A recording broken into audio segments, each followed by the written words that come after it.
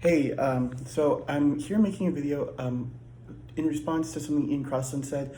It's an extremely common way to think about the world, and it's not wrong, and that's why I wanted to do it because there's a ton of nuance in this. So, essentially, they were talking about rights, and how we derive our rights from God in our Constitution and our Declaration of Independence. But he said, yeah, but they just made that up. Like we had to practically win them from war, from going to war. And there's a little bit of a debate about that. And it seems that at least he doesn't believe in the Judeo-Christian form of God, or at least he doesn't believe that's where we attained our current system of living. Where we have mostly freedom. The Western lifestyle where the government respects our rights on paper, at least. That he doesn't believe. At least, even if he does believe in something, I don't purport to know what he believes, but. He doesn't think that's why we have the rights and the economy and the things that we have. So, and he had kind of a hard time talking with people about God this, God that. And so there's a couple different ways to talk about this. So one is you have to understand that at the time, people had to believe in God. If you came out against the church, you would be executed. So, blasphemy was a real crime, and people were executed for it. So a lot of thinkers at the time, like Thomas Hobbes, for example, he was accused of being an atheist, and he had to backtrack and say, no, I believe in God. I just believe in a God that doesn't interfere with our universe. And maybe didn't even start our universe. Who knows, right? He said something like that. So he still had to believe in God, even though it's pretty apparent when you read his works that he's an atheist. Because if he was an atheist, if he was discovered to be an atheist, they would execute him. So another thing to keep in mind, so that's one thing to keep in mind with the Founding Fathers. And you might say, well, the Founding Fathers weren't at risk of being executed, but I mean, they kind of were, right? Because if they came out as atheists, then the king could go on essentially a holy war against them and have a great reason to execute them. And a lot of the population at the time was religious, so they probably would have not thrown in their lots with the Founding Fathers. So, I mean, keep in mind that it's kind of a necessity at the time to talk about God in any founding documents that you want to create. On top of that, if you want to have it as even you could even carry on the fiction today. So one way to think about it is that even if God doesn't exist, I want to talk about three different ways to think about this. But the first and easiest way is even if you are an atheist, right? You can understand that religious people live longer, happier lives, and also religious people will have a better form of government, have a stronger economy, stuff like that for the reasons enumerated, because you can, that's a great justification for shrinking the form of government, that God gave us these rights and government can't take them away, or government shouldn't take them away.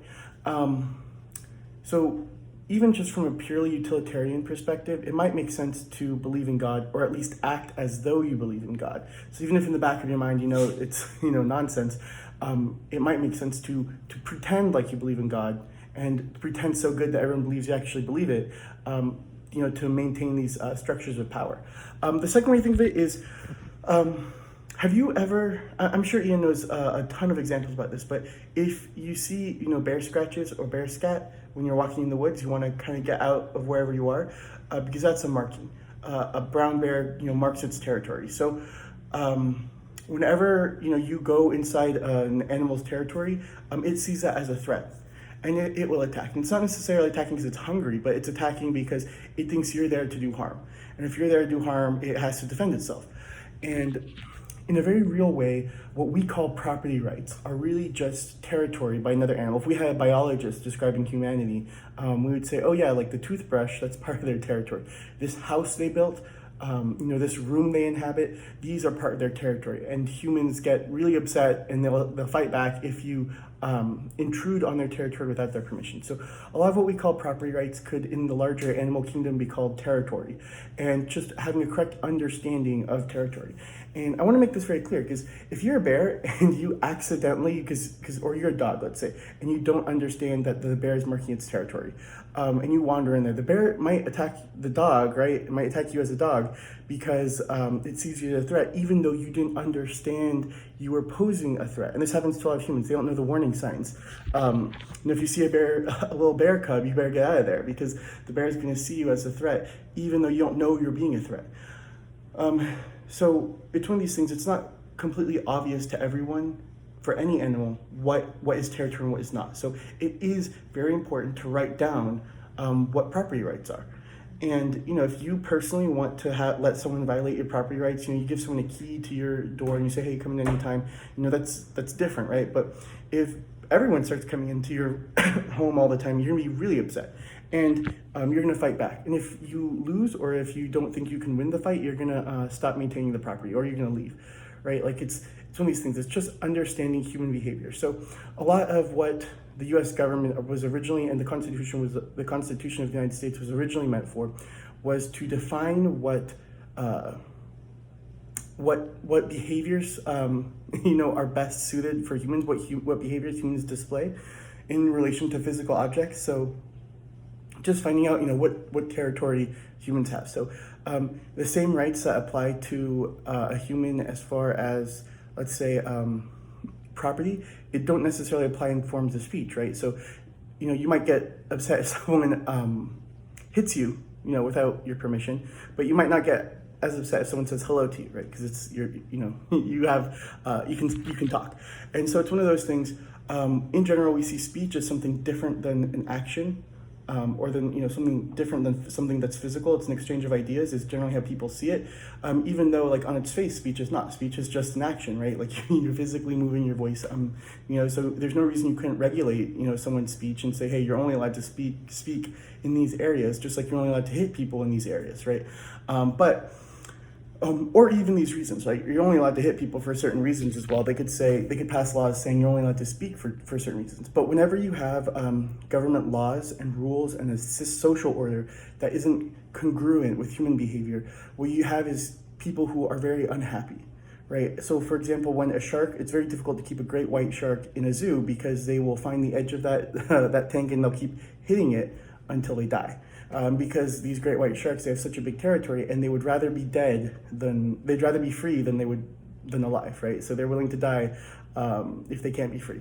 And humans are the same way. Humans, look, humans a lot of times will die rather than be oppressed. And if they can fight you, they will, and if they can't, they'll die. And if they can, they'll move, or they'll start, or something called brain drain. Like people might just sit on the couch instead of becoming engineers, or some of an engineering degree might go and become a barber or something, just to kind of reduce the amount, like just to kind of rebel from society in a small way. So that's another way to think of this, that this was just the attempt by the founding fathers to define human behavior in relation to human territory, because we still, people are still having a hard time with this. People still don't understand why zoning laws are so detrimental. And we get telltale signs, but like people don't understand, like, oh, housing prices, why are they so high up? And it's like, well, yeah, but you're not letting, you're infringing on people's property rights, essentially, people's rights to build on their own property. But that's kind of a different matter. But that is what I would propose, that if Ian Crossland is a atheist,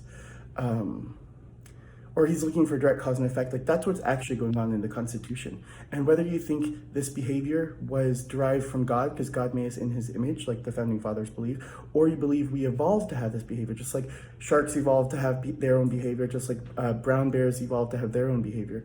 If you're an atheist, there's no difference there. There's no difference in saying, like, look, like, these are the rules that govern, that humans are best suited for. So just like a panda or a brown bear or a shark or whatever has a certain environment that's best suited towards, and if you try and put them in an environment that's significantly different, they're going to be really upset, they're going to die, they're not going to breed. It's the same thing for humans. You want to keep humans in a natural environment and a natural habitat that is most conducive to happiness. Anyways, that's a really long way. I think I had a third way to look at this. So one is that there is God. One is that you can pretend to believe in God even if you don't, because of utilitarian principles. Another is just to understand that there is a completely atheistic way to derive these same principles. And this is a process of discovery. That's the beauty of capitalism, that if I have this big open field, if I have this big open land called America, you can actually go and you can make your own little spot, and this is actually what communists originally did. They were going to outcompete the capitalists because communism was so much more efficient. That's actually what people used to think, and all of those cities failed completely, and people came back within 2 years. So Anyways, have a great day. Bye.